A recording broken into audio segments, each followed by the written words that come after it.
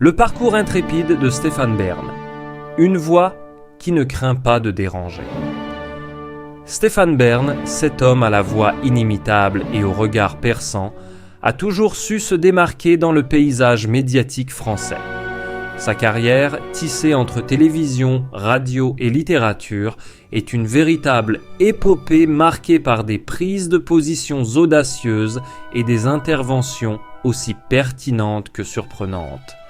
Mais cette fois-ci, c'est un nouveau chapitre de son histoire qu'il vient d'écrire, un chapitre qui éclaire sous un jour nouveau ses relations avec le président Emmanuel Macron et sa vision de la politique française.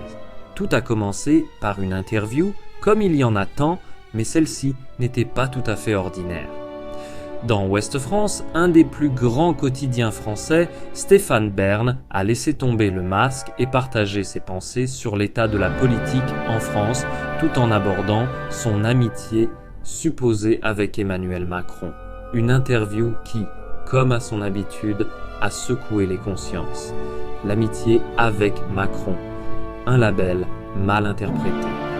Stéphane Bern a toujours été perçu comme un ami proche de Brigitte Macron, l'épouse du président, et donc par extension de lui aussi. Mais c'était sans compter sur le franc-parler de Bern qui, d'emblée, a balayé cette étiquette de meilleur ami du président d'un revers de main.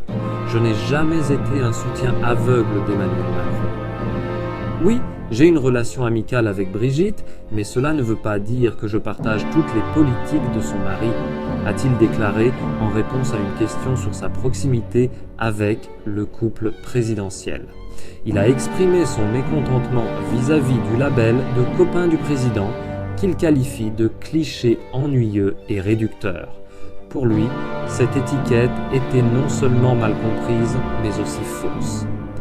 Bern a insisté sur le fait qu'il ne se considérait pas comme un simple ami du président et que cette relation n'avait rien à voir avec ses prises de position publique. En effet, il a toujours été très clair sur sa capacité à critiquer la politique de Macron sans craindre de déplaire. Une déconnexion bien réelle.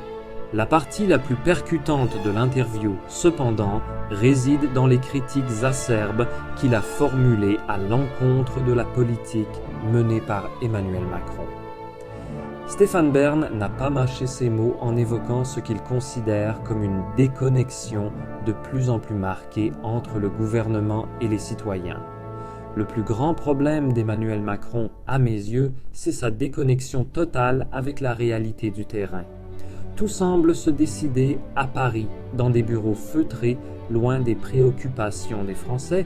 C'est une sorte de centralisation qui nuit gravement au lien social, a expliqué Bern en se référant à la manière dont les décisions étaient prises sans consultation adéquate avec les citoyens ou les autorités locales. Il a pris pour exemple la gestion des crises récentes, soulignant que le manque de relais locaux dans la communication et la décision politique contribuait à la frustration générale. Bern a évoqué une situation où les élus locaux et les médias régionaux semblaient progressivement écartés du débat national. Il y a une sorte de boboisation des élites politiques et intellectuelles qui ne comprennent plus la réalité quotidienne des gens. Ces élites s'installent dans une bulle et se coupent progressivement du peuple, a-t-il ajouté, soulignant le fossé grandissant entre les dirigeants et les Français. Un style de gouvernance monarchique. Mais au-delà de la déconnexion, ce qui a particulièrement choqué dans les propos de Bern, c'est sa critique du style de gouvernance d'Emmanuel Macron qu'il compare à un régime monarchique. Le président agit parfois comme un roi. Il est sur son trône, au sommet, et attend que le monde s'incline devant lui. C'est une attitude qui peut plaire à certains, mais qui reste très éloignée de la réalité démocratique. Un président ne doit pas être un monarque, il doit être un leader humble, à l'écoute des préoccupations de son peuple. Stéphane Bern n'a pas hésité à rappeler que le rôle du président était de gouverner en incarnant une vision claire pour l'avenir, tout en laissant au Premier ministre le soin de gérer les affaires quotidiennes. Mais dans la pratique, Il estime que Macron a souvent empiété sur le domaine du gouvernement en s'impliquant directement dans des décisions qui, selon lui, auraient dû être gérées par l'exécutif. Gouverner, ce n'est pas tout contrôler. C'est aussi savoir déléguer. Emmanuel Macron a pris beaucoup trop de pouvoir pour lui-même en s'arrogeant parfois des fonctions qui auraient dû revenir au Premier ministre. C'est ce qui crée un déséquilibre dans le fonctionnement de notre démocratie, a-t-il souligné. Une désillusion face au chaos politique.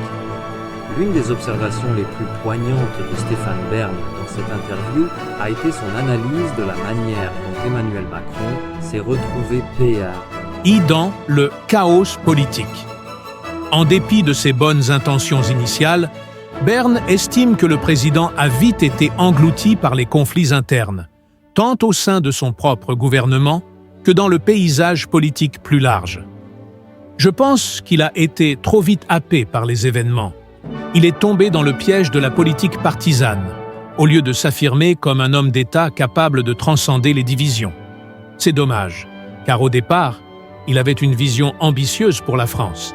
Mais cette vision a vite été éclipsée par des querelles de pouvoir.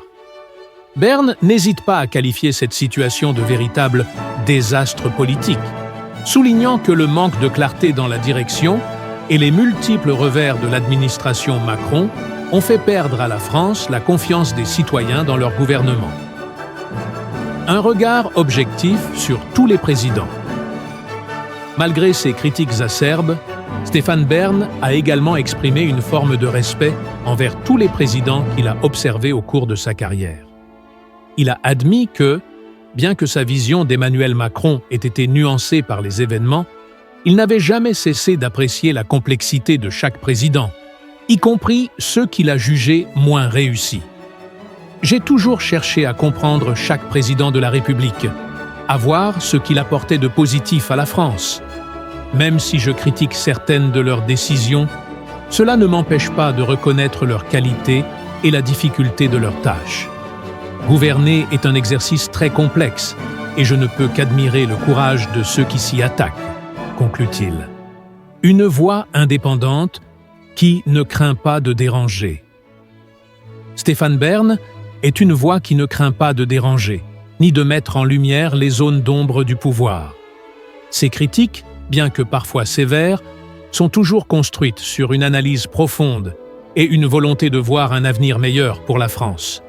Dans une époque où l'opinion publique est souvent manipulée et où le politiquement correct domine, Stéphane Bern reste une voix qui s'élève, seul parfois, pour dire ce que beaucoup pensent mais n'osent exprimer. Sa capacité à s'exprimer librement et à remettre en question les normes établies fait de lui l'une des personnalités les plus respectées, mais aussi les plus redoutées, du paysage médiatique français. Et, comme toujours, il continue d'avancer, fidèle à lui-même et à ses convictions, sans jamais avoir peur de la vérité.